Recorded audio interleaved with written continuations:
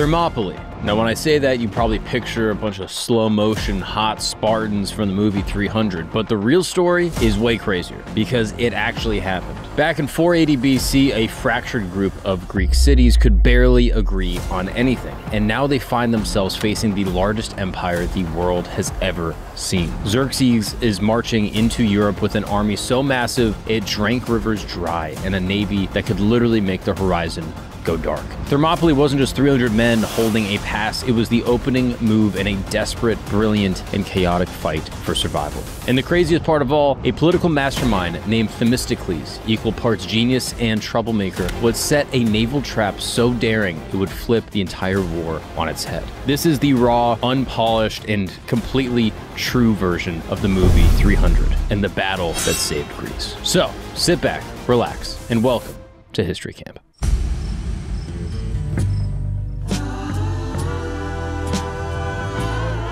What's up, people, and welcome back to History Camp. My name is Mark Gagnon, and thank you for joining me in my tent, where every single week we explore the most interesting, fascinating, controversial stories from every moment in history forever. That's right, all the things, all the people, all the crazy stuff that's ever happened. We're trying to figure it all out. That is my goal with this show, is that every single week I sit down in my tent and I try to figure out all the stuff that's ever been going on. You know, I was born in the 90s, and since I was born, a lot of stuff has happened. But even before I was born, even more stuff happened. So how am I going to figure it all out? Well, here we are. You're on the journey with me, okay? And I'm not on this journey alone, no. I have my faithful companion, the squire of squires, the Greek freak himself. It is Christos Papadopoulos. What's up, History I didn't even ask you a question, but you know what, Christos? Today, of all days, I'm going to let you chime in because we're going over Greco-Persian history. Hell yeah. Yeah, and I feel like if there's ever an episode for you to completely derail and ruin, it's probably going to be this one, okay? I'll try to keep it to a minimum. No, I mean, by all means, I'm going to need your help pronouncing most of these words because I don't speak freaking Greek. But also the commenters are kind of hurtful. They are hurtful, and I find it extremely funny, okay? Every day that I read an episode, and it's like, man, this episode was great. I really enjoyed it. By the way, I had to turn off 5 minutes in because Christos ruined it. I'm like, dude, these... Turns out the audience is funny, dude. Turns out the other camp folk out here, they get me laughing. I gotta be honest.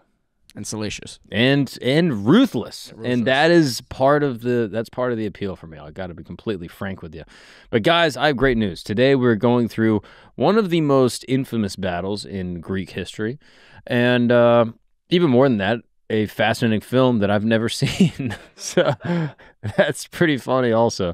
That I'm going through this. I cannot wait until I get to some of the parts that I'm gonna be like, bro, this is crazy. And everyone's gonna be like, yeah, dude, we legit saw it.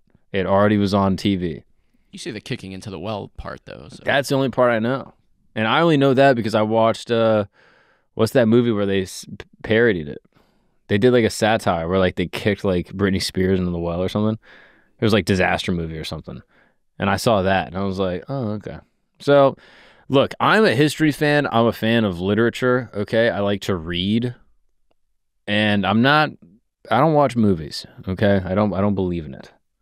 What? Why are you looking at me like that? You read? Yes, I love reading. I read all the time. Yeah. Why do you not believe me? I've never once seen you read a book. Yeah, of course. When have we ever been in a situation where I'm reading a book? Every time I'm in here, it's work. It's 100% work. I'm going hard, all right? Sure. See, you're already derailing. Guys, we don't have time, okay? We're going to go all the way back to where this thing freaking started. That's 480 BC, all right? Now, to set the stage for all you that don't know what's going on, the spring of 480, you got King Xerxes of Persia, and he's basically on the edge of Europe.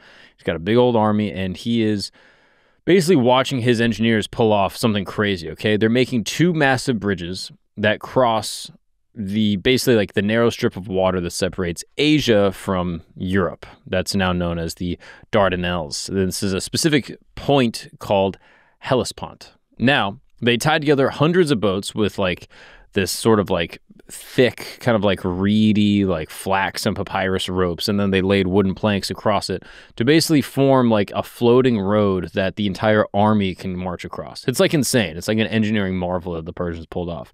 But when a storm wrecked the first version, Xerxes had the waters whipped as punishment.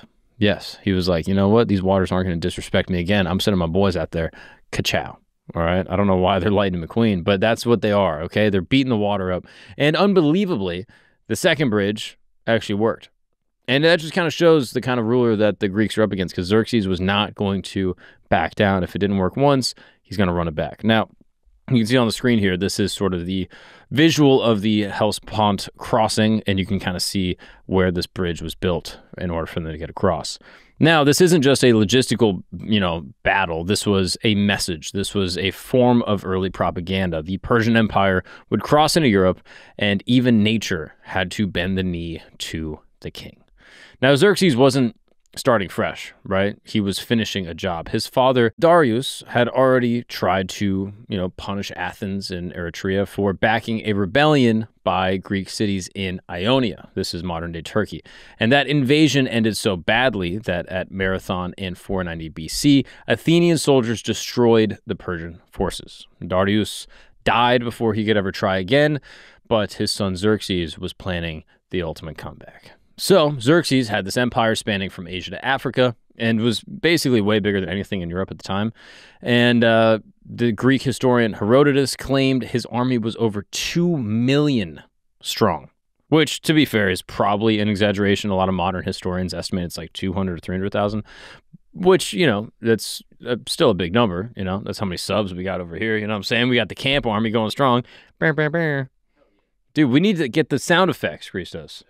You got to just do them by voice from now on, all right? Modern historians are saying that they had like 200 to 300,000. That's how many camp subs we have. Thank you. Still, it was the biggest army that humanity had ever seen, despite being, less than 2 million. Regardless, the forces included, you got the Persians, you got the Assyrians, you got Indians, Egyptians, you got the whole squad, all right? It is just a full-on, AP math class in there, okay? Every different type of smart brown was in this army. You got soldiers in armor, archers, engineers, warships. That's probably why they built the bridges. You know what I mean? You get Persians and Indians together, they can do anything. Now, the fleet alone, in terms of like the Navy, had 600 to 1,200 ships, mostly manned by the Phoenicians, who are, legendary, sea warriors and seafaring people. And they all were technically living under this Persian rule. So, who do they stand against? A bunch of constantly arguing, bickering Greek city-states that hated each other. Over 1,000 of them dotted the landscape of what we see as Greece today. And each one had its own government and its own army and its own hatred for a different one. So, a city-state, in this case, also known as the polis, like you think metropolis, the polis, was an independent mini-nation, okay? They were sort of self-governing, and it was a city, and basically the surrounding territory around the city basically was able to call the shots for themselves. They spoke the same language, they worshiped the same gods, but they saw themselves as Athenians, or they saw themselves as Spartans, or as Corinthians. They never just were like, oh yeah, we're all Greek, you know what I mean? It's like almost like, I don't even know. A lot of Europe was like this, to be honest with you. Italy was a lot of the, same way.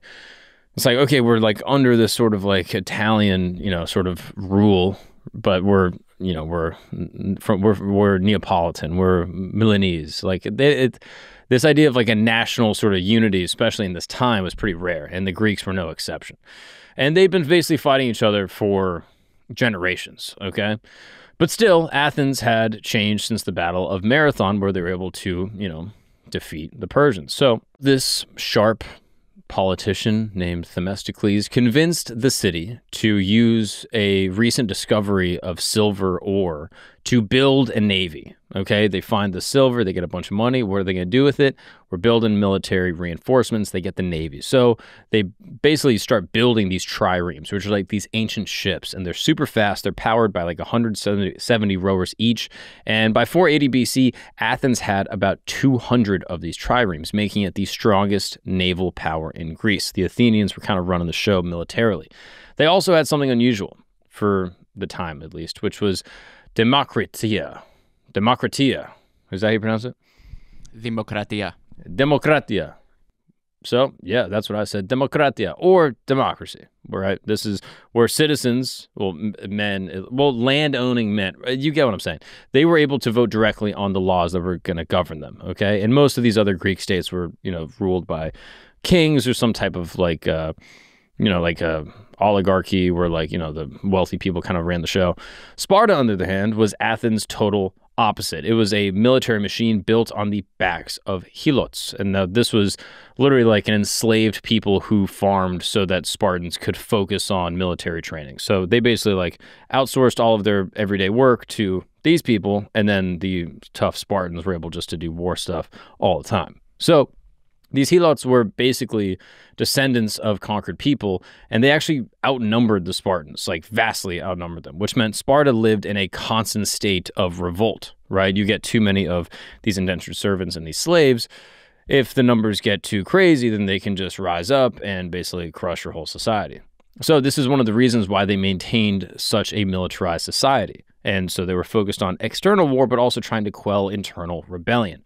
Spartan boys would start military training at 7 years old. They would live in these barracks basically through their entire youth, becoming full soldiers at 20, and then actually getting citizenship at 30, although they continued living in these military barracks even after marriage, which is just like pretty crazy, right? Like their job was to fight and to fight outside invaders, but also to fight the farmers that were indentured servants and the conquered peoples into staying submissive. And they were the only full-time soldiers in Greece, and they were basically drilled to fight as one unit, shield to shield. And these soldiers were called hoplites. They were heavily armed infantry who fought in a tight formation known as a phalanx. Now, if you've never seen this, this is a pretty famous, basically Greek battle tactic where they would all kind of pull up with like their shields in front of them, shields on top of them, basically creating like a tank of men.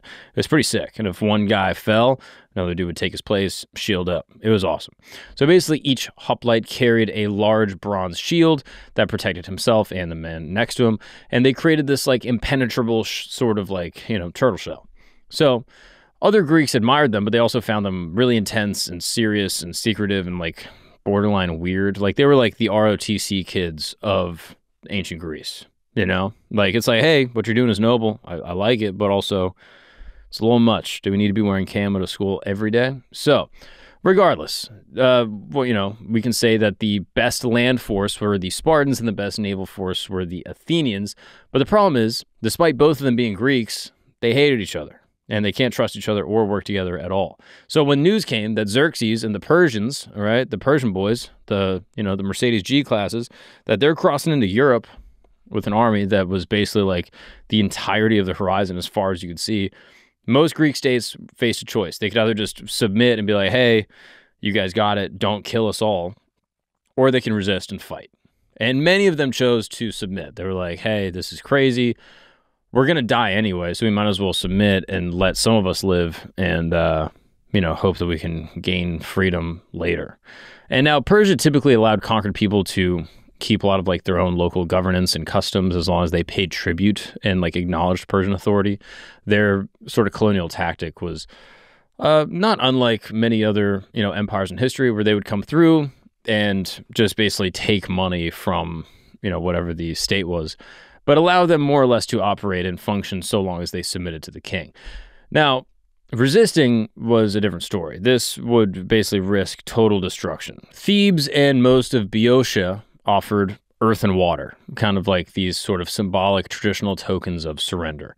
Now, Thessaly could not hold its northern border and fell quickly to the Persian cavalry.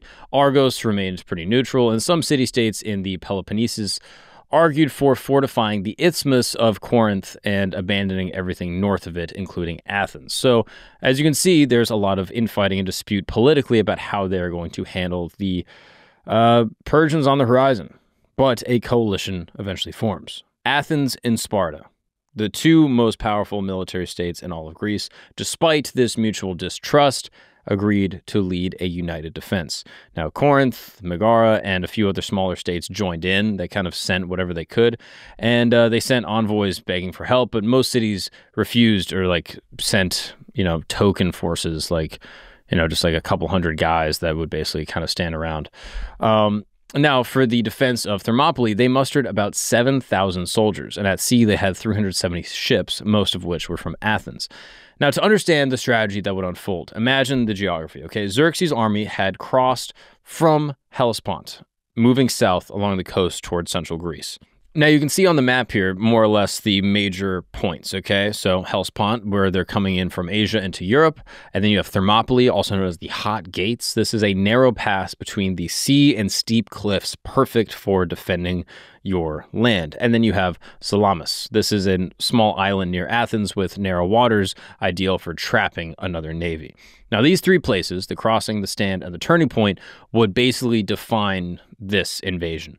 Two spots would actually give the Greeks some hope: Thermopylae on land and the strait near Euboea at sea. Now, if they could hold those long enough for the alliance to stay, united, then maybe they could stop the empire despite being, so outnumbered. If they couldn't hold these two spots, Greece was completely done for. So by early summer, Xerxes and his massive army crossed into Europe. They moved through Thrace and Macedonia, their fleet gliding beside them along the coast. Cities surrendered one after another without a fight, but by late August, Persian scouts brought word to Xerxes that there was a small Greek force blocking the pass at Thermopylae. Now, the man chosen to hold Thermopylae was a man named Leonidas, one of Sparta's two kings. Around late 40s, early 50s, but just a tough dude. He had spent his entire life training for a moment like this. Literally since he was 7 years old, he's been enlisted in the military to do this specific job, right? He is a veteran of countless campaigns. And Spartan kings at this time didn't just sit back and command. They were leading from the front. They were the walking symbols of what Sparta stood for. This is who we are. These are our people. We fight, and I'm willing to be the first one to go. So they're disciplined. They are completely just unbreakable in loyalty to each other and to the laws of war. And Leonidas knew exactly what he was walking into. So before leaving, he looks to his wife, whose name is... Gorgo. He pronounced that beautifully. Thank you. It's a wonderful name for a lady, just a beautiful, I just want to just push the hair behind her ear, just look at her and say, my sweet. Gorgo. It doesn't really roll off the tongue, I'll be honest. But regardless, this is Leonidas' wife, okay? Shout out to her and to him, okay? I don't want to be disrespectful to a guy from 2,000 years ago. But regardless, he looked to his wife and, he basically says to her, I want you to marry a good man and I want you to raise strong children because I'm not coming back. Like, that is crazy to look at your wife, to the woman you love, and say, this is it. I love you. Thank you for the time. You've done your job. Go be happy. Find someone else, not a soldier, and raise your kids. But back then, Thermopylae, the Hot Gates, as we talked about, wasn't the wide coastal plain it is today. If you look at it today, you're like, whoa, this is not what I thought it was. In 480 BC, it was this tight choke point, only 25, 30 feet, across. Like, it was pretty narrow at its narrowest point. And you had steep cliffs on one side, and then you had the sea dropping off at the other. And it's the perfect spot for a small force to basically block a massive army. So you can see the image here from, what it would have looked like back in 480.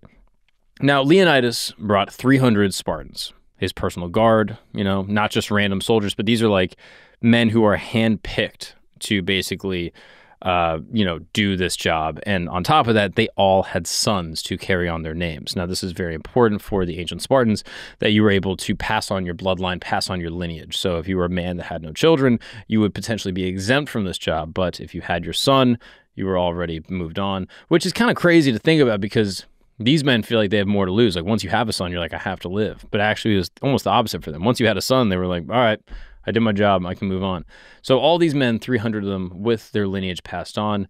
And they weren't alone necessarily. Alongside them, they had like 4,500 or 4,000 to 5,000 other Greeks and, Thebans and Phoenicians and, Thespians, other people from these other surrounding islands.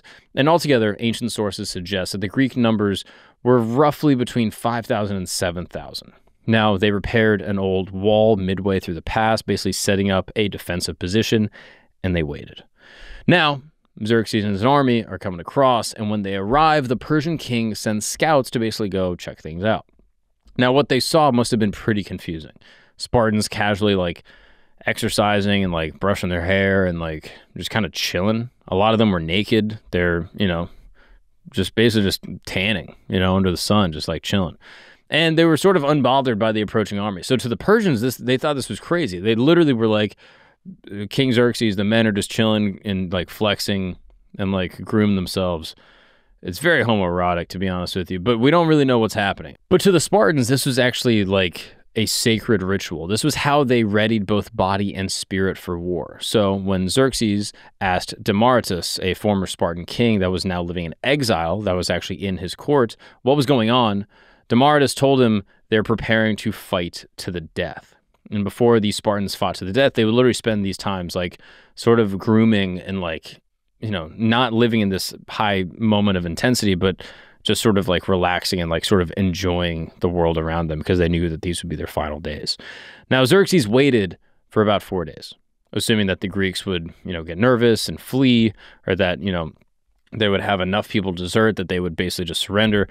But the Greeks didn't. And on the 5th day, he ordered an attack. The first wave, the Metis, charged into the pass. They were these experienced, confident soldiers, but it didn't matter because the Greek phalanx actually held. And it was just like a human tank. They just stood there completely shield up, you know, spears coming out, striking the men in hand-to-hand combat. And each Greek hoplite, these soldiers I was talking about, carried a massive wood and bronze shield called an aspis. And they wore this bronze armor from head to shin.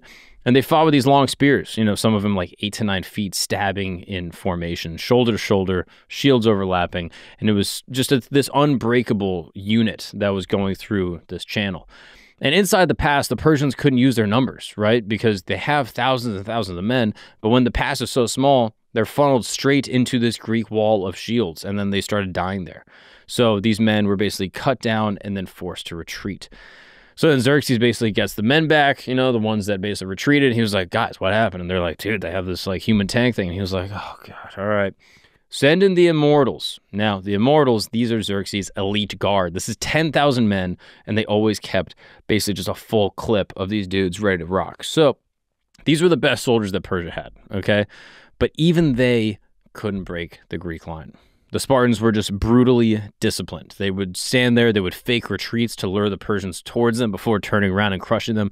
Each Persian soldier was, you know, armed and trained for open field combat, but they were not ready for this bottleneck, and they got slaughtered, and the rest of the Immortals just pulled back.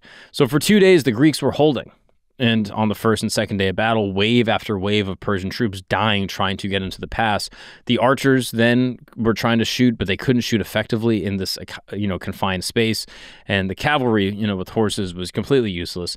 So the train had basically stripped away every Persian advantage. All your technology, all your trained, skilled soldiers, all the numbers you have is useless against just this wall of Greek soldiers. And then came a massive betrayal. A local Greek named Ephialtes went to Xerxes and revealed a hidden mountain path, the Anapia Trail, that looped behind the Greek position. And the reasons why he did this are still debated to this day.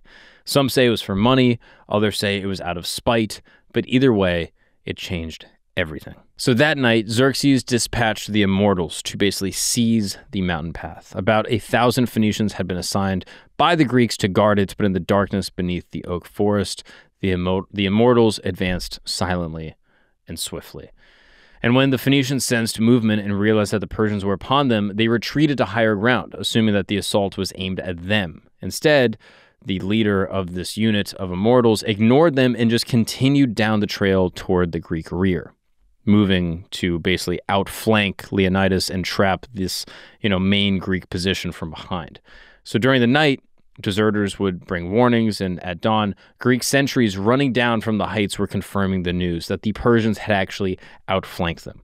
Some allies wanted to retreat. They'd, you know, delayed the Persians long enough, and the main Greek forces farther south now had time to prepare, but Leonidas said, no, we're staying.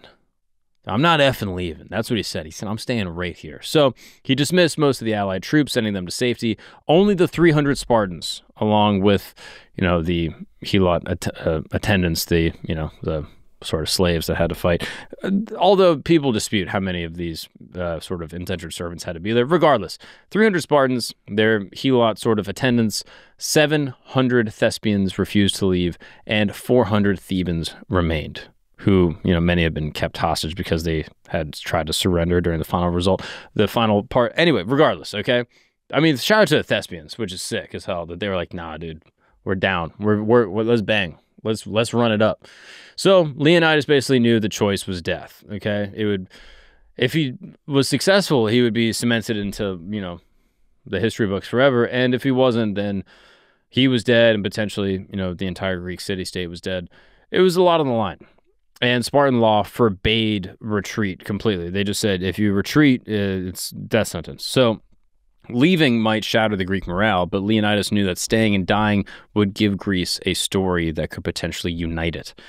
So there's a lot on the line, all right? They've been outflanked. They've lost a lot of their men, but finally the time has come. At dawn, they moved into the wider part of the pass, and they wanted to fight out in the open. So with Persians attacking from both directions, it was just pure chaos. Spears were breaking, swords were coming from every direction, daggers coming out, and then hands and teeth, people literally punching each other, pound, just like smash and grab,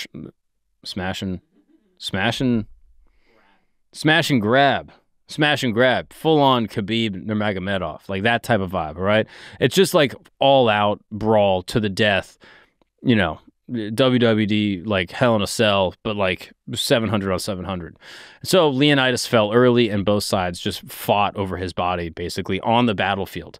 Eventually, the last Greeks retreated to a small hill, and surrounded, they were basically just cut down by archers.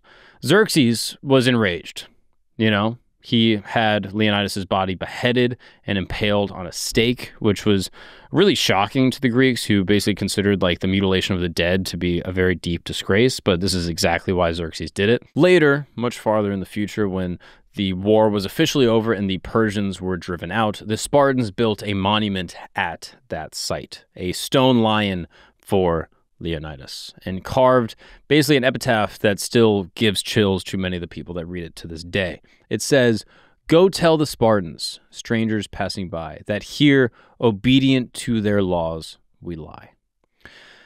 The battle at Thermopylae lasted 3 days total, though the Greeks held a position for about 7 days, including the days that Xerxes was waiting.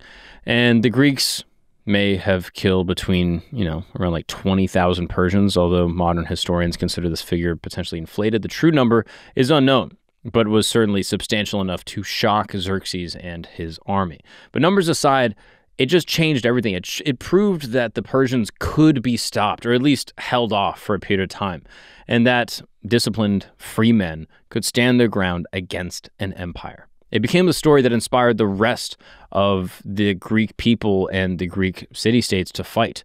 But the cost was very clear. This pass was gone.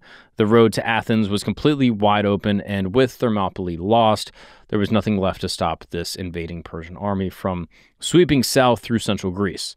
Panic spread through Athens, and the very thing Leonidas had bought time to prevent was now completely inevitable.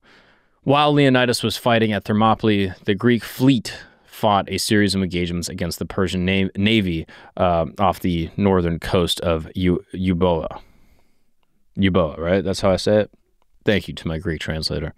Over 3 days of naval battle, neither side could basically have victory. Storms were damaging the Persian fleet, but the Greeks withdrew to Salamis, this sort of piece of water that was a little bit more narrow that, they could defend easier.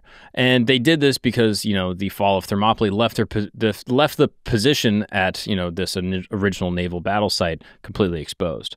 Meanwhile, Xerxes' army marched south through Boeotia and burned all the towns that resisted. And by late September, the Persian army had reached Athens. But here's a funny little ripple. The city was completely empty. They get to Athens, and no one is there. Themistocles, Athens' clever and at times ruthless leader, had convinced the assembly to evacuate the entire city, which was very bold and controversial at the time. Athens in 480 BC had maybe like 30 to 40,000 male citizens, plus women, children, slaves, probably around like 200,000 people in total on the high end, and they had weeks to get everyone to safety. Elderly women, children. They were all sent to the surrounding, city-states. Aegina, Salamis. Fighting-age men would join the fleet or the army. Livestock was basically moved. Basically anything portable of value was lifted up and taken away. And what was left behind were basically just the buildings themselves and, some temples and the walls of the city. And before leaving, the Athenians consulted the oracle at Delphi. And the priestess gave a prophecy, Basically that Athens would fall, the people would be scattered, and fire would consume the city. A second consultation offered a cryptic phrase, basically a mystical prediction, that basically said, "The wooden wall alone shall not fail." Some thought that this meant that, the old wooden, palisade on the Acropolis. Themistocles argued it meant, the fleet, the wooden walls of, the ships themselves. And the assembly trusted him. So when the Persians entered Athens, they found resistance only on the Acropolis. A small group of temple treasurers and some poor citizens who interpreted the wooden wall oracle literally had barricaded themselves behind wooden planks on the Acropolis. So the Persians just stormed forward at the Acropolis and killed the defenders and looted the temples and basically set fire to everything. And the flames devoured basically the entire city. The older Parthenon, the temple of Athena, Peleus, the treasuries, and even the sacred olive tree of Athena. Smoke was, completely billowing out of the city. You could see it from as far away as, Salamis, where a lot of the Athenian refugees would just sat there and watch the city that they once loved, one of the most bustling cities in all of the ancient world, just completely in flames by this invading Persian force. Herodotus recorded that Xerxes sent a messenger to Susa announcing the capture of Athens, the city that had, humiliated Persia at the Battle of Marathon.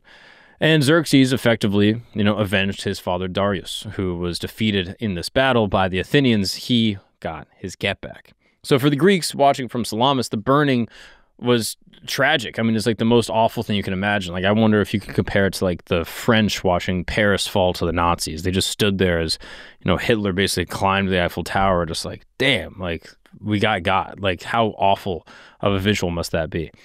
So it also sent a message to all the other cities, right? If Athens could fall, right? This is the New York City of the time. If that could be taken over by an invading army, what city was safe, right?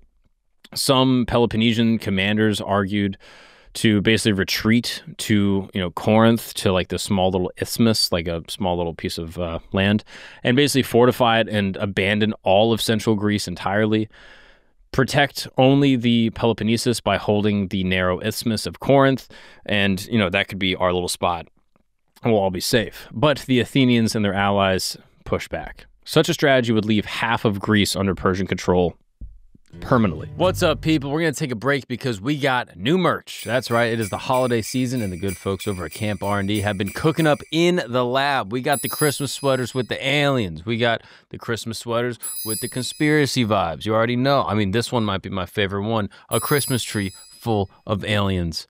Full Christmas sweater energy. And then, of course, if you just want something simple, you bust out the camp logo tee with the little Christmas lights on it. Come on, bro. Get cute for Christmas, okay? It is a holiday season, all right? We're celebrating the birth of the Savior, okay? And what better way to do it than to cop a couple threads for the person in your life that that loves the campsite, that loves hanging with us every single week. And right now, we're running a promo through the holidays. That's right. Use the promo code CHRISTMASCAMP for 15% off. I just made that up on the spot, but I think we can do it, right? I'll call some people. Christmas camp for 15% off. Sure. 16% off. Whatever you say, Mark. Should we give them more? One more. 17% off, people. I think this is going to work. I'm not positive. We're going to see if we can do it. But check it out, guys. We got all the camp stuff going until the end of the year. Check it out. Thank you guys so much for supporting the show. I love you all. God bless and Merry Christmas. What's up, beautiful people of America? I am on the road. That's right. I'm doing my hour of stand-up comedy in many cities, some of which are near you. Going to Fort Wayne, Indiana, and Chicago. You can get tickets at my website, www.markgagnonlive.com. We also got the link in the description. I would love for you guys to come on out. I say what's up to everybody after the show. If you want to come hang, have some laughs, grab a pic with me, shake my hand, and tell me some crazy story. I would love to see you guys there. Can't wait. Let's get back to the show. This is basically a moment where they're like, okay, do we play it safe and we go to Corinth and basically fortify ourselves and hope that they leave us alone, or do we try to stand our ground and keep as much land as we possibly can? Because if we retreat up to Corinth, we're going to be losing half of Greece. So what do we do? Now, the alliance that they had basically formed was teetering on the edge of collapse. Themistocles faced pressure from his own citizens who wanted revenge, but the Spartan commander, Eurybidius, leaned towards withdrawing and just going up to Corinth and kind of letting it be. Now, Corinth and the other Peloponnesian states wanted to defend their own land and not risk everything for Athens. So you can see kind of the, thing that's happening here, right? Athens wants to fight, but the other states are a little bit like, all right, let's just chill. And Themistocles needed a decision, a battle that could either save Greece or destroy the resistance forever. So the burning of Athens also sent, a very clear message. Xerxes wasn't just destroying buildings. He was waging this psychological war. Resist and you will die. Your whole city, everything you've ever known will get destroyed, or you can surrender and survive and maintain your way of life. And it's a pretty tough offer, right? The smoke from Athens was, just showing the cost of this defiance. But here's what's interesting. The Persians had taken the city, but they didn't win the whole war, right? The people were safe. The fleet was intact. And the Greeks were still fighting. There was still a resistance. And as a result, the Persians needed to make their own decisions. Xerxes needed a decisive victory, destroy the fleet, and force all of the Greek armies to surrender. Themistocles understood this, and he also knew where that decisive battle was going to happen, and he was ready to set the trap. So, for some context, Themistocles wasn't born into Athenian elite. His father, Neocles, was a modest citizen. His mother was actually non-Athenian, and we don't know exactly where she was from, but we just know that she wasn't from Athens originally. And this is a city that is obsessed with lineage, and Themistocles had to claw his way up with ruthlessness and charm, and maybe above all, just brilliance. So he got into politics at a pretty young age and built support amongst the lower classes and was able to outmaneuver some of the, more stuck-up rivals of the ruling class. So when a rich new, vein of silver was struck in one of the mines in 483, most of the Athenians wanted to hand it out to the citizens, but Themistocles, this is what I was mentioning before, Themistocles convinced them to build these warships, these triremes. He wanted them to build these fortified, really fast-moving boats that they could use to fortify their navy.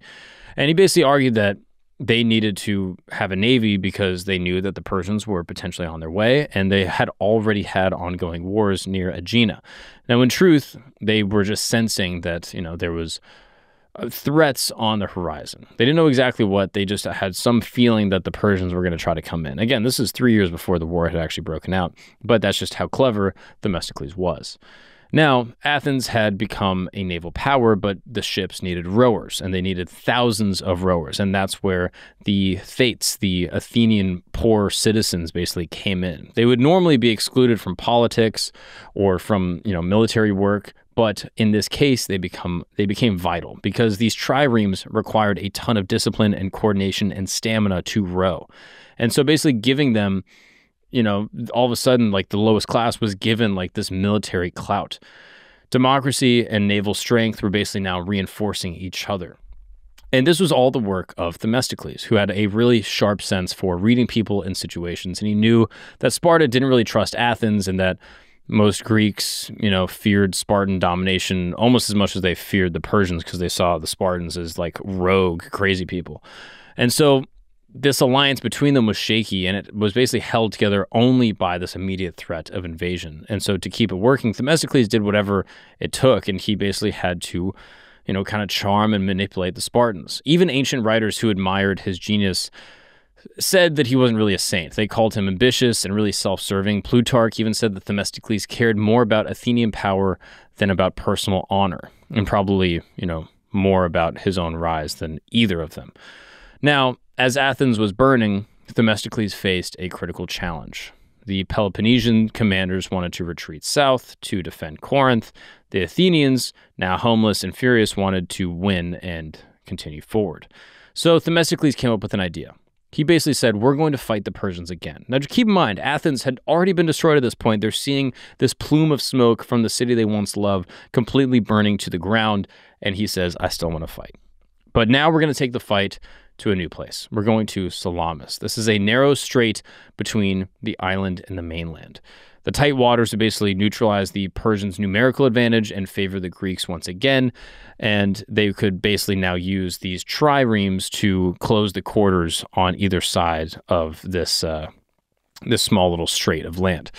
But there was one problem. They had to ensure that the Persians and Xerxes would attack at Salamis under the conditions that basically would favor the Greeks, and they also had to prevent his own allies from retreating south. So Themistocles played his craziest, most boldest card yet, okay? Like, this is, are you crazy or are you genius? And this was the moment. He sent his trusted servant, Synesius, to Xerxes' camp with a message. A total bluff. According to Herodotus, Themistocles pretended to be secretly loyal to Persia. Think about this. Themistocles, the guy that is literally training and running the Athenians, the toughest navy in all of Greece, that just got beat by the Persians, sends his messenger to go to Xerxes and say, hey, Themistocles is actually loyal to Persia.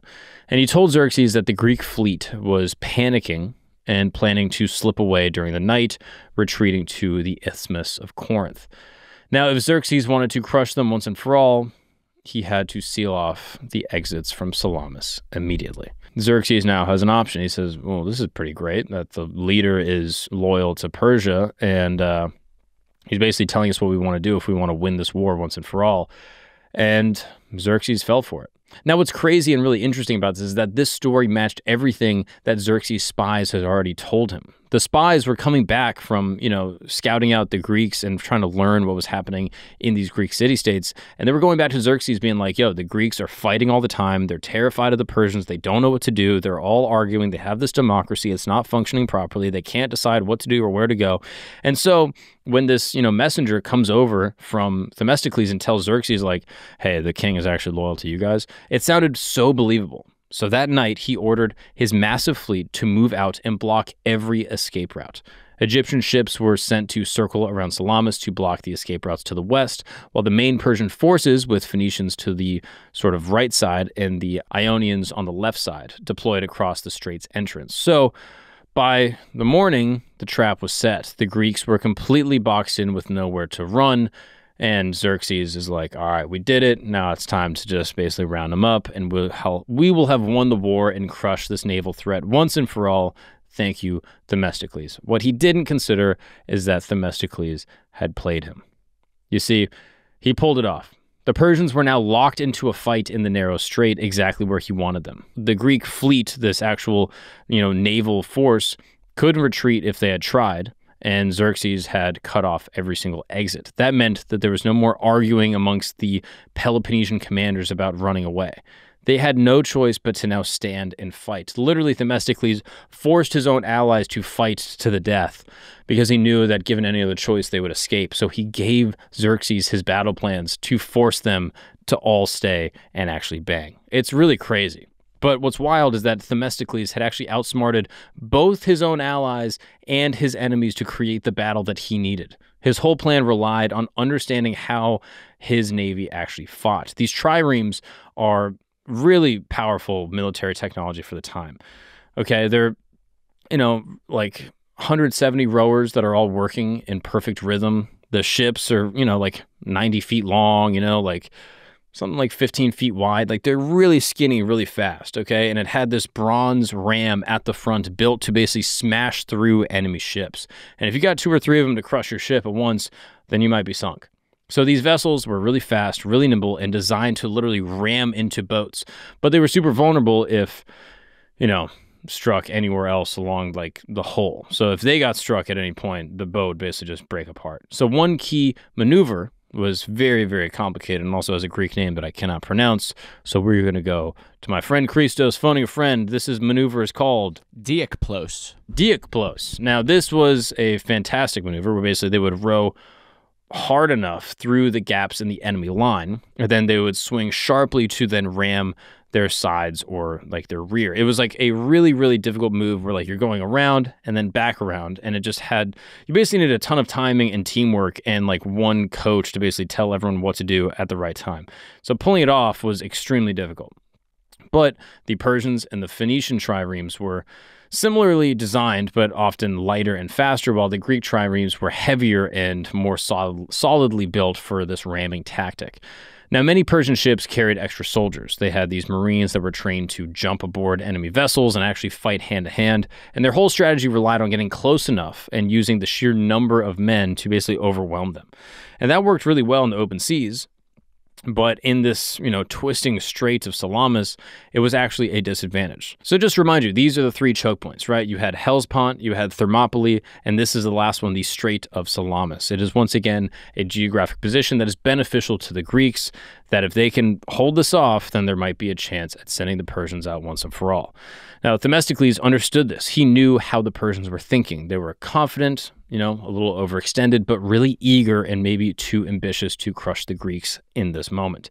He also knew how the Greeks were going to fight, right? They were determined and sort of desperate, and a lot of their families were actually watching the battle on the shores of Salamis, And again, this is the city where so many Athenians were actually leaving and living as refugees. He realized that in this battle, it wasn't just bravery, it was controlling the space and timing and positioning. It was real, political military mastery. And so whoever was able to control the narrow waters would win the war.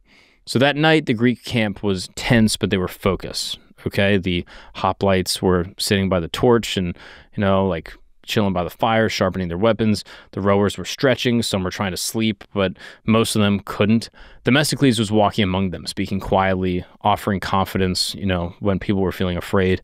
And everyone knew what morning time would mean. This was literally the biggest game of your life, right? If you ever played a sport, you can imagine the night before the championship. Imagine that times a million. Okay, this is life or death. This is the glory of your city and of your nation, or complete destruction of you and everyone you know. So, as the morning is, coming around and the sun is breaking over the horizon in the Saronic Gulf in 480 BC, there's this thin mist that is, across the water. And you can see the oars actually dropping in. And, on one side is the Greek fleet, about 370 to 380 ships. They're tired, but they're ready to do their duty. And across them stretched the Persian armada, twice their size, maybe even more. And the entire horizon is just Persian ships coming at you. Herodotus claimed that the Persians had over 1,200 warships. Again, probably an exaggeration, but just to give you an idea, it might have even been 600 to 800. Still twice as many as the Athenians had. Still, the odds were very clear. The Persians had the advantage in sheer size, and they were expected to crush the Greeks, before the day was even over. Xerxes had a throne set up on the slopes of one of the nearby mountains overlooking the strait, and from there, he was going to watch the battle and record which commanders fought well and which ones fought with fear. Persian captains knew that the king was watching, so they pushed forward aggressively. The Strait of Salamis ran roughly, northeast to southwest, narrowing to less than 2 kilometers at its tightest point. It was pretty small. The Greeks used the terrain to their advantage, positioning their ships along the shore. Some were actually even on the beach. Others were anchored close by. As the Persian fleet entered from the east, the Greek triremes slid into formation. The Athenians, numbering in 180, held the left flank, and the Spartans and other Peloponnesians held the right flank. And according to a historian at the time, a participant who later dramatized the battle in The Persians, the Greeks began with a war hymn to Apollo. The hymn's echo rippled across the water, uniting rowers and warriors. Then, at the break of dawn, as the sun is about to break the horizon, the Greek ships surged forward, initiating the clash that would decide the war. I mean, you could just imagine this moment. All of these men, they've been fighting for weeks and weeks, some of them for years. And they've been training for so long for this moment to protect their people, protect their land against this invading force. And as they're on the water on a cool September day, they're listening to the hymns to their God, and they say, this is it. This is my whole life. This is what everything has culminated towards. Let's do it. So the Phoenician squadrons basically led the Persian advance. Expert sailors with years of naval experience, and they found themselves hemmed in this narrow strait. They were having a difficult time dealing with this sort of twisting waterway. Ships from the rear were pressing forward, eager to get into the fight, actually causing collisions, and their oars were getting tangled, and they were breaking rowing oars, and the formations were getting all mixed up. But the Greek triremes were disciplined, and they were exploiting the chaos, and rowers would drive their ships forward with full force, ramming their bronze tips into the Persian holes at the waterline, and now these ships are taking on water. Some of them are capsizing instantly, while others are sort of, sinking slowly and trapping rowers at their benches. Men thrown into the sea are now facing a different fate. Most of these Persians couldn't swim and they were just drowning, while many Greeks, despite their bronze armor, had at least some swimming ability and could reach a nearby shore. The strait became just a complete hurricane of chaos. There was just debris everywhere, shattered planks and oars and bodies of dead soldiers, and the battle quickly broke into hundreds of isolated duels of different ships. Triremes are weaving in and out, circling, trying to do that maneuver that we talked about before, trying to find openings to ram the enemy hulls. When ships became entangled, the Marines were then jumping off and fighting in brutal hand-to-hand combat on these tiny little ships. These Corinthian warriors were now clashing with Persian soldiers, and blood was just running across the planks into the sea, turning parts of the water bright red. The Greek right flank was pressing forward, the Aegeans and the Corinthian ships pushing Persian squadrons back towards the coast. And in the center, fleeing Persian ships colliding with those still entering the strait were creating a ton of chaos. The Persians' numerical advantage was now becoming a liability. They had too many ships and too little space and not enough discipline to keep the formation. And Themistocles had actually predicted this. In open waters, the Persians could have surrounded them and just gradually worn down the Greek fleet. But in this narrow strait, the numbers were meaningless. It was just like the battle that they had fought before, that with the geography on their side, they could basically just fortify and hold strong, and the amount of people you have doesn't even matter. The ships are now obstructing each other, and even these skilled Phoenician captains can't maneuver effectively. The Persians had committed their entire fleet to a space barely sufficient for half of it, and it turned their strength into a trap. And the battle raged for hours until the Persian fleet was broken. Some ships retreated east towards Phaleron, while others ran aground at the Attic coast. Their crews were forced to swim or wade ashore under, a hail of, Greek arrows. Hundreds of Persian sailors and Marines had drowned, and the Greeks had lost probably 40 ships, while the Persians had lost 200, potentially even more. And Xerxes was watching all of this from his throne on a mountaintop, watching the sea below. The empire that had spanned the Hellespont with incredible engineering had, defeated the Spartans at Themistocles, had destroyed the Athenians at Athens and, burned the city to the ground, that had commanded the largest army that was ever assembled in the history of mankind, was being undone. And it wasn't from brute force or a more powerful army. It was just done by strategy. The Greeks had not outmatched the Persians in strength or bravery or anything like that. They just outthought them. And that night, Greek soldiers and sailors rested among the wreckage. Bodies continued to wash ashore for days, and the waters around Salamis just reeked of death.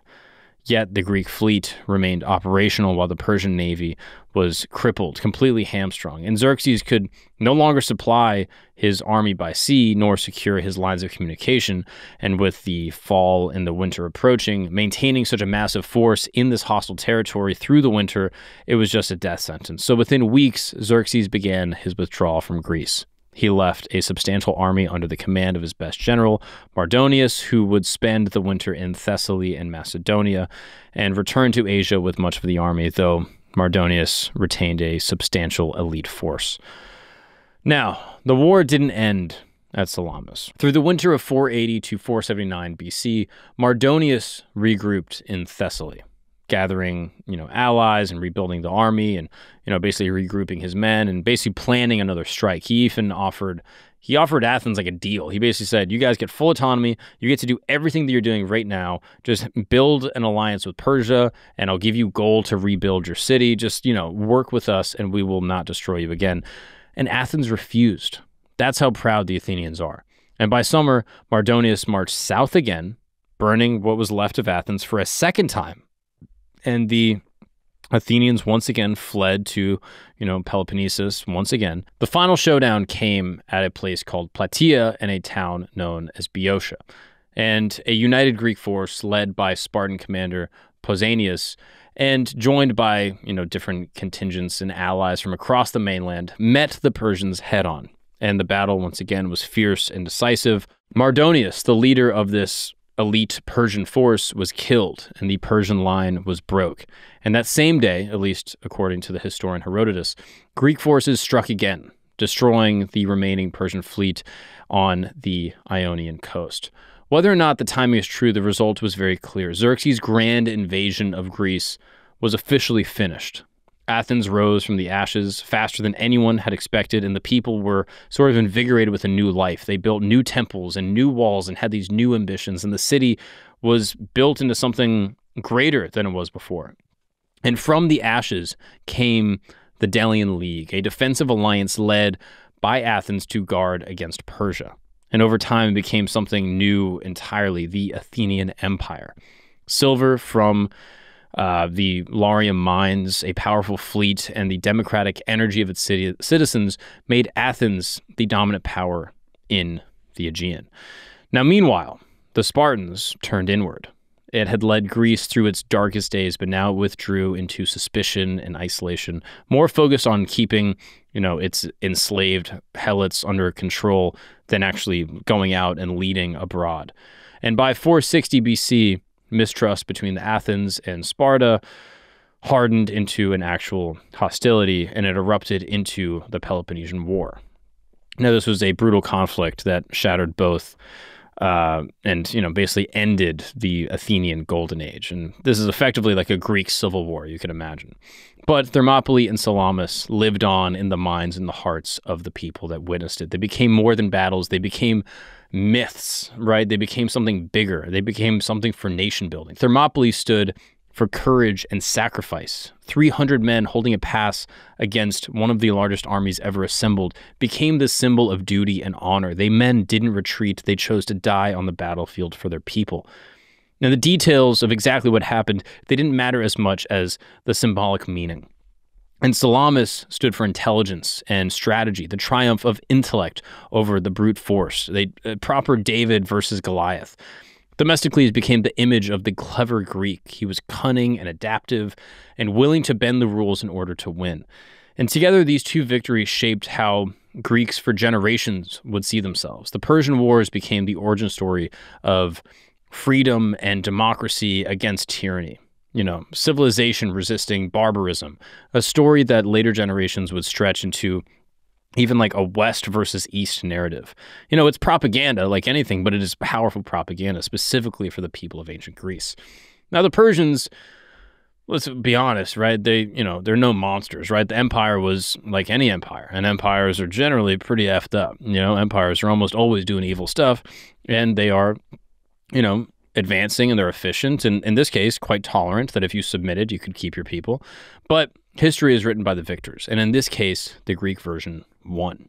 And that version echoed through the centuries. So when Alexander the Great invaded Persia, he actually called it revenge for Xerxes' burning of Athens. And when he actually burned Persepolis, he claimed that it was justice. During the Enlightenment, thinkers used Thermopylae and Salamis to prove that free societies could stand against dictatorships and autocracies. And even today, nations will still invoke those names when facing the impossible odds. Now, with any type of war story, the legacy and the myths, therefore, are complicated, right? It celebrates courage and creates a simple story for your people to hold on to, but it also distorts the truth, right? It turns Persians into, bloodthirsty villains and Greeks into these flawless heroes. But underneath the myth, something real survives, and it's the idea that a small, determined people can defy an empire and, rewrite the odds, and that with courage and intelligence, the little guy can actually win. And that freedom, that feeling, that myth, however fragile, is, in my opinion, worth remembering. Now, it's worth noting that almost everything we know about the Greco-Persian conflict comes from the Greek side. Mainly Herodotus, one of the most famous Greek historians of the time. He wrote his histories decades after the wars had actually ended. He traveled and he asked questions and, really tried to separate truth from myth, but he wasn't a historian in the way that we think of a historian today. We have almost nothing from the Persian side. No records, no real firsthand accounts, so the whole story that we know today is through the Greek lens, which I think is important to contextualize the conflict. Herodotus himself admitted some of the stories were probably false, but he himself acknowledged that there was exaggeration. His numbers, millions of Persian soldiers, don't exactly make sense. He shaped his story around what mattered to him, which is ultimately Greek unity and Persian barbarism and arrogance and ultimately the will of the gods. The famous 300 Spartans, they weren't alone, but over time, that became a cleaner legend, right? Sparta versus an empire. And technically it's true, right? It was 300 Spartans with, the help of some Greek allies. So as for Xerxes' army, modern historians are saying it's probably 200 to 300,000 men, which is massive, of course, but not the endless ocean that is described in the literature of Herodotus. And these dramatic speeches, right?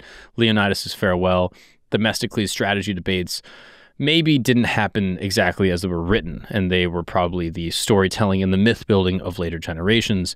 And of course, from the Persian side, we don't know a ton. But still, these stories live on, and they're worth retelling because the core of it, what it means for humankind, I think still rings true. You have a small coalition standing against these overwhelming odds, right? The Spartans lost at Thermopylae, but that loss bought time and saved countless of Athenians. And at Salamis, their plan turned into, winning the war ultimately. And people remember not the numbers, but the feeling. And even when the outcome seems certain, standing your ground still means something. Thermopylae and Salamis weren't destiny, right? It's a mix of weather and luck and human ingenuity and, betrayal and storms. And one single wrong move could have wiped Greece off the map forever, and this would be an entirely different episode. But ultimately, the men who fought were legends. But beyond the legend, they were also regular farmers and sailors and craftsmen, and some of them were fighting for honor and others because they had no choice. But ultimately, they stood together, and for a moment, they stopped an empire. Now, after this incredible moment of Greek unity in 479, the unity vanished. Athens and Sparta turned on each other. Again, that mistrust that they had bred for thousands of years just was too much to bear. The same city-states that were side by side actually tore Greece apart and eventually fell to Macedonians and Alexander the Great.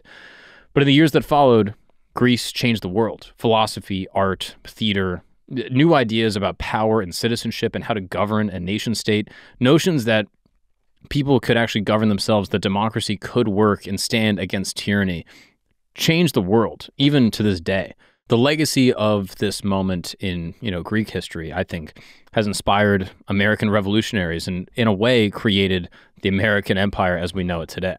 I think at the end of the day, the most important reminders about Thermopylae and Salamis is that it was not gods that won this, for the Greeks in the long run. It was everyday people fighting for what they believed in. And that resistance doesn't always win, right? At Thermopylae, it didn't end up in victory, but sometimes it does. And that freedom, that brief moment of fighting for your people and even dying for honor for the people that you love the most is still worth the price. And that, ladies and gentlemen, is the true story behind 300, the true events behind the Greco-Persian conflict of 480 BC.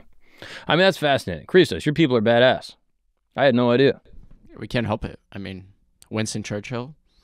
Hence, we will say that Greeks fight like heroes. We will not say Greeks fight like heroes, but that heroes fight like Greeks. Oh, damn, dude. Did you learn this as just a regular Greek New Yorker? Is this something that was on your radar?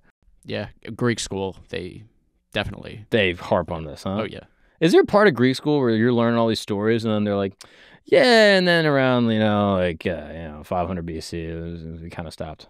They omitted that part. Okay, nice. They basically go Greco-Persian, they talk about, Salamis, and then they go to the Greek Euro 2004. And then they just jump right to that. And they're like, yeah, that's basically all you need to know. Anyway, Pythagorean theorem and Plato, moving on. Yep. Nice. Socrates, and then Euro Championship 2004. Yes. That's all that matters. And they don't mention the debt crisis. No. What do you mean austerity and the debt and the inflation? It doesn't matter, bro. It doesn't matter, okay? You have a soccer team that wins the Euro, and then you have, a couple battles 2,000 years ago. That's right. That's all you need. That's more than some countries, Yeah. Some countries don't just have a Euro. Think about that. That's true. You guys have the Euro plus all this other stuff. I'm just saying, I think everyone's got to be proud of their place a little bit. I like when people just are like, yeah, we're the best. Other people are good, but we're the best. Yep. There's something about that. I don't know. Nationalism? So I guess it's a sketchy word to say. You're not allowed to be nationalistic, but there's a part of it that's just like, I like when people are proud. I like meeting Ethiopians being like, bro, we've never been conquered. I like meeting, Russians being like, yeah, dude, we're the toughest. And it's like, all right, once you get into other conflicts in the modern day, it gets all political and icky. But it's nice to look back and be like, nah, dude, we stood our ground. We fucked up the Persians. That's right. And where's Persia now? Am I right? Something else now. Something different. Yeah. That is political, and we don't know all of the right. nuances. Mm-hmm. But that doesn't matter because Greece is still here. Kind of, yeah. No, it's still here. Come on, dude. I was just in Crete like 2 years ago. That shit was beautiful. Yep. I mean, granted, Crete got conquered by the Nazis and a bunch of other people, but it doesn't matter. We don't talk about that either. It doesn't matter. All right. I don't know. I love these stories. I love ancient war stories because you get all the benefit of like heroism and myth without any of the politics, so you can just enjoy it. Like, sure, did a lot of Persian mothers bury their sons that were forced to fight because they were indentured servants? Maybe. But that doesn't matter because you get to read it as history and be like, hey, I'm not offending anyone by just, rooting for the Greeks, rooting for the Spartans. Be like, hell yeah, dude, you guys died for what you believe. Doesn't matter that you guys turned against the Athenians and you guys had a big civil war that killed a ton of people in the Peloponnesians. It doesn't matter because I just get to enjoy it just as a regular person that has no stakes in the game. Shout out to the Greeks. You know what? It doesn't matter if you go bald at 17. You guys have invented philosophy, literature, culture, plays, democracy, and have some of the best war stories in all of history, many of which we'll be covering in the future, so you should go ahead and subscribe to the channel so you don't miss it. And on top of that, you should subscribe to Religion Camp, where we talk about all sorts of religious history. We'll probably do an episode on the Greek Orthodox Church at some point soon. And you guys can become experts in Greek history. Like I said, this channel exists so I can understand everything that's happened. So if you are curious about trying to figure out everything that's been going on, this is the place for you. And also check out the main camp channel where we do a ton of interviews. I'll talk to people way smarter than me about Greek history that I can explain the actual details of all the stuff that I probably missed. If I did miss anything, feel free to drop a comment. Let me know. Correct me gently, okay? Because I am a sensitive guy. And also check out the merch. All the top comments on this video will be getting merch. That's right. The top comment here on YouTube and Spotify will be getting some merch. We got the brand new holiday collection at Camp R&D. All sorts of stuff cooking here in the campsite, and we're excited for next year because we have all sorts of new ideas that we are going to be dropping on y'all. I appreciate this little community of people that we have. Thank you guys so much for supporting us and keeping the lights on here at the campsite. It truly means the world. But anyway, I will see y'all in the future to talk about the past. See you then.